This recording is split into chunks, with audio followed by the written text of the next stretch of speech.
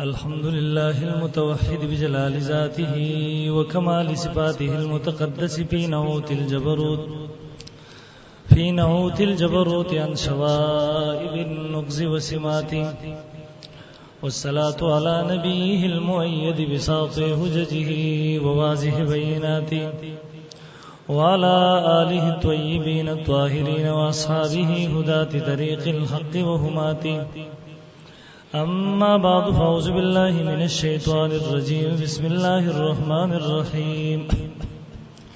ومن يؤت الحكمة فقد أوتي خيرا كثيرا وما يذكر إلا أولو الألباب. وقال رسول الله صلى الله عليه وسلم: القرآن حجة لك أو عليك. اللهم صل على محمد عبدك ورسولك، وصل على المؤمنين والمؤمنات والمسلمين والمسلمات. انتہائی واجب الاحترام حضرات علماء کرام او د مسلک اهل سنت والجماعت سره تعلق لرونکو دغه علاقې ډیرو غیرتمندو په دین مینو مسلمانانو ورونو، دغه نه تقریب او پروګرام چې ختم قرآن تقریب او محفل ده.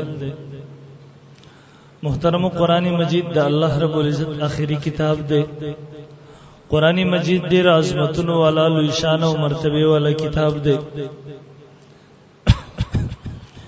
یقینا د الله رب العزت دغه کتاب چې د پر اتلو سره ټول آسمانی کتابونه منسوخ شو، د پر اتلو سره مخکینی آسمانی کتابونه هغه منسوخ شو.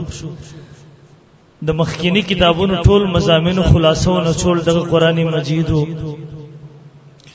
د عظمت محترم یو انسان د دینه معلومول شي چې دغه صاحب قرآن د کوم سینې تعلق سره د کتاب قرآن مجید سره راغی. رب العالمین دې ته څومره لوی درجه او مرتبه ورکړي. ماوی د صاحب قرآن خبره امن کومه، د صاحب قرآن د مور او پلار خبره امن کومه، د صاحب قرآن د مور او پلار د درجه خبره امن کومه، د قرآن مجید دغه حافظ د رشتہ دارانو خبره د درجه امن کومه، بلکې دغه حافظ قرآن د وجنه محترمو په دغه علاقه والو باندې الله عذاب نه لالي. تاسو د مشمان ما ته لګ توجه وکړئ. دروجنه محترمو الله رب العزت د صرف د خپل نجات ضامن نه دی، د صرف د خپل نجات ضامن نه دی. الله رب العزت د وجنه صرف دته نجات نه ور کوي، بلکې محترمو دروجنه الله رب العزت پورا علاقه والا او تر عذاب نه امن ور کوي. حدیث کې راځي نبی علیہ الصلوۃ والسلام فرمایي: درې کسان هغه دي چې رب العالمین تراوی आवाज دومره خوخ دی چې رب العالمین دا غیر وجنه هغه علاقه والا او ته عذاب نه رالي. دغه درې کسانو د وجنه الله رب العزت دغه علاقه والا او ته عذاب نه امان ورکړي. نمبر 1، مجاهد فی سبیل الله چې د الله په لار کې jihad کوي، جنگيږي، خپل ځان ګولو ته نيسي، ګولۍ ور باندې د پاس نه راوريږي، د په دغه حالت کې الله اکبر आवाज لګي، د الله د دین د اعلی کلمت الله د پاره جنگي، په دغه مشکلاتو کې د الله اکبر आवाज لګي. نبی علیہ السلام فرمایي دا आवाज الله ته دومره خوښ دی چې دروځنه الله رب العزت پورا علاقه والا او تر عذاب نه امان ور کوي. دویم نمبر محترمو، هغه حاجی چې د حج او عمره د پاره تله دی، د لبیک لبیک आवाज لګي. رب العالمین ته دغه आवाज دومره خوښ دی چې د دې وجنه الله پورا علاقه والا او تر عذاب نه امان ور کوي.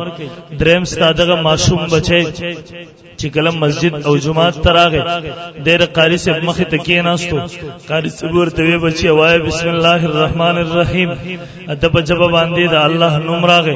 رب العالمین ته دغه आवाज دومره خوښ دی، رب العالمین ته دغه بسم الله आवाज دومره خوښ دی، رب العالمین د وجنه دغه پورا علاقه والا او تر عذاب نه امان ورکړي. محترم حدیث کې راځي نبی صلی الله علیه وسلم فرمایي: د قیامت ورځ ده، په بل صراط باندې یو عالم تیریږي، یو شهید تیریږي.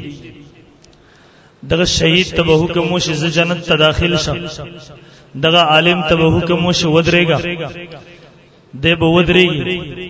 دته رب العالمین فرمای یوازې مزه مونږ ستا اعزاز او اکرام کول غواړو ستاره خاندان هغه خلق چې دا غوي ایمان په حالت کې راغلي دي د ګناهونو په خیره باندې خیرندي وذابته دادا کم مومن چې په حالت د ایمان کې د دنیا نه لاړ شي د ګناهګاری نو د ګناه دغه خیر سره انسان هغه جنت ته نشي داخله دی دغه خیر د صفای د پاره بده جهنم ته داخليږي کله چې دغه خیر وینځل شي د جهنم په اور کې راغی نه پس بده جنت ته راځي دته به حکم وشي ودرېګا د به ودرېږي دته به ستاره خاندان هغه خلک چې په حالت د ایمان کې دنیا نه راغلیو نن دا غوی د پاره د